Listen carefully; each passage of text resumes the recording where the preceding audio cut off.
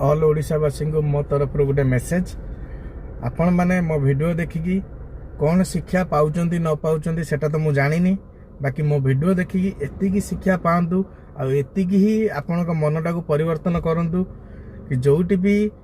गरीब लोक को देखा आम द्वारा जी हम मु भाई कहीदौनी जे कि तुम सब किसी दे दियो तांको पई आम द्वारा जी हम जहाँ भी हम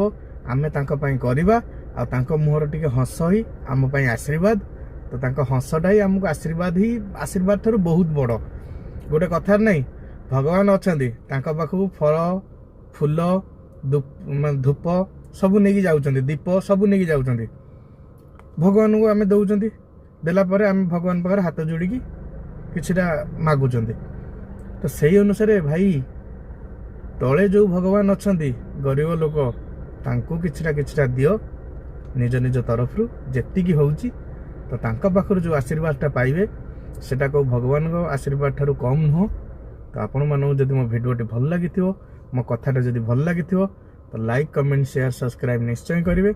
आ समस्ते परिवर्तन हो जातु रहिली जय जगन्नाथ।